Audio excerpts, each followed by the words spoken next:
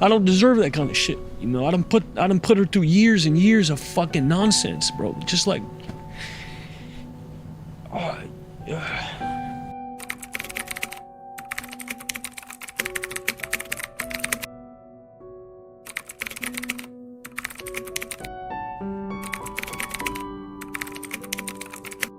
I just want to give you one more opportunity, if you want it, just to speak about your wife, man, and just about what she means to you, and you know, her path and her relationship with all this. I know she's been a part of your life for a long time, but just if you feeling it, just speak on her. Yeah, well, I'll never be able to speak on it. I don't know nothing like this relationship. I never have in my life. I never had, even my parents, even my father, you know, I never had what I got with her, which is, you know, to enter my life, to be with me, she had to take a loss. She had to like eat shit to be with me.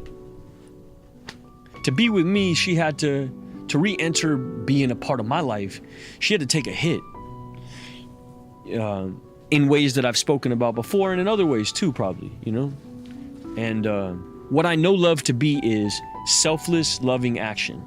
And I've never known anything as loving or as selflessly active as what this woman did for me in my life.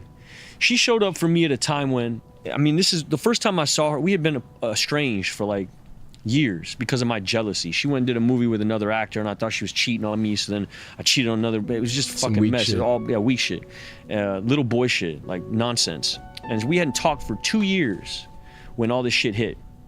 And I wound up at this rehab, right, in Utah, and they do something called Family Week. And every week on a Sunday, everybody who's involved in the program has their family show up on these Skype calls. And everybody will show up in the same room. And your mother, your father, your brother, your sister, your wife, your friends, whatever. Just you and the people? Or no, it's you, the whole squad of you that are in this group. Like 12 of us in my class. Everyone's family. Everyone's family pops up on the screen. And week 1, no one shows up for me, no one. They got the calls, I know they got the calls, but no one showed up. My mother, my father, no one showed up. Manager, friends, no one showed up. Week 2, same thing. So I'm sitting in this room, and even the person who's like therapizing me, she's starting to feel like this. She's empathizing with where I'm at. Everybody else in the room, we got a dude who, like, you know, this isn't just alcoholics and shit. This is like fucking arsonists and like child predators and all kind of wild people in this group, right? And they got people showing up for them, and I don't have nobody showing up for me. And week 2, week 3, I'm there 90 days, so I'm there for a clip. And there comes a point where Family Week comes around, I say to my therapist, like, I'm not gonna go. You know what I mean? Like, I don't want to subject myself to this shit. Like, I'm on a path, and, you know, let me just stay here. Like, I don't want to keep reminding myself of how fucked my situation is. And she says, no, I think you should show up this week. And I show up thinking, all right, my mom's gonna be on there. You know, my mom will be on. And Mia is on the screen. And, you know, like, you don't deserve that kind of shit. You know what I mean? You don't deserve that kind of shit. Like, I don't deserve that kind of shit. You know, I done put her through years and years of fucking nonsense, bro. Just like,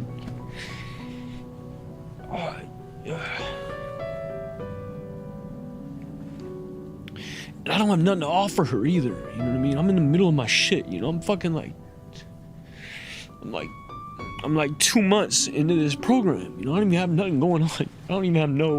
I have nothing going on. I'm making this list. She's at the top of the list, but I'm not reaching out to her, nothing like that. And you heard her voice, like she's like a fucking angel, you know what I mean? Everybody does their shit, and I'm fucking gone, you know? And so they let her go first, because I can't even fucking believe. And they all know, because I ain't had no family show up for me. And she unmutes, and she's like, hi, Shia. You know, and it's like, she's prepping a movie. She ain't got no fucking time for this, you know? But she found time, and she said, hi, Shia. And we just smiled. We had nothing else to say. But she saved my fucking life, dog. Like, before the kid, before the job, before God, before any religion, before a laugh, before a laugh, before Bo, before a phone, before anything, was this woman's face. And There wasn't no promises made, wasn't no long conversation being had, nothing. Just her presence, the ministry of presence. Sometimes that's all you need to offer a person who's in a situation like that, is like, just to be present. And she was present for me at a time when I didn't deserve to have nobody in my life, especially her. And I'm not trying to do this boo shit, because right away my head goes to like, how's this being viewed? I'm such a fuck this way, you're but good. Come on, man. Yeah. She's a real one. Man. She's a real one, and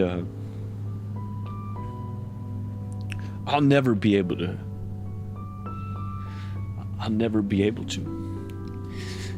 It's the first time I really understood love, because I didn't have nothing to give, and I was sitting there thinking like, well, I don't have nothing. It's not sexy to be with me. Don't you get it? Like, people out here accusing me of like putting makeup on my genitals and like shooting dogs and shit. Like, you know, that's what I'm being accused of. And you're showing up for me like you're gonna be tied to this shit? It didn't make no fucking sense. And love is irrational that way. You can't rationalize real love. It doesn't make any fucking sense. And I had spent my whole life trying to rationalize it. Like, you know, this dude hits me up. He's in my corner because, you know, we fuck with the same craft. You know what I mean? That's what he loves this thing that I got, that I'm like, I'm G with this shit over here. That's why he loves me, because he loves that part of me that's G at this. You know, and then I would write your love off like, oh, okay, you love me because I do this shit. And so many of my relationships were basically like, you love me because I'm fucking sensei over here. In the dojo, I'm black belt right here, so you love me because of this. And when they blow the dojo up, you're like, I'm not G at I'm not sensei at nothing. I don't even know how to fish. I don't even know how to fucking do nothing. Like, I don't even know how to camp. I'm a fucking little kid. You know what I mean? I don't know how to make a fire. And yeah, she gave me hope, bro, when I was really like running on fumes. I wasn't running on empty, but I was running on fumes. I'd had a sponsor in my life who was he was saying, yo, be patient, the shit will show up. Miracles will show up. This was another miracle. Bags packed is a miracle. You know, them laughing in the car is a miracle. My wife's face on the Skype call is a miracle. The shit starts to add up where, you know, it becomes this like, it creates faith, because you're not doing it. It wasn't some fucking dope poem I sent or some flowers I sent that put her on the Skype call. And it wasn't good behavior or being a man. Bro. It wasn't good sex that got my wife on the Skype call. It wasn't like any of this self-will shit that I used to validate her being in my life. Like, even my sex life was like, it was so performative. It was like, well, if a woman didn't orgasm, I would question it. You know, like, what does this mean about me? It was always about me. I never had like a real coupling. It was always performative, and it was always like this constant validation trip. If I would try to look for the same shit I got at work over here in this relationship. And the reason I didn't like being friends with men is it was constantly this comparison study. You know, and this has been difficult too, is to like reach back out to people who were in my corner then, who are still in my corner but are G's.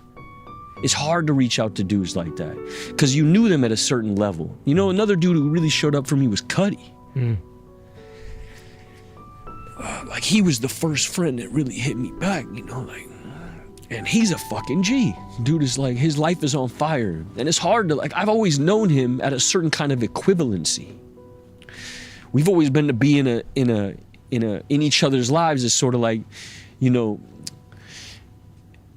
like I knew him at a level, and I'm not at that level. And sometimes it's difficult to like,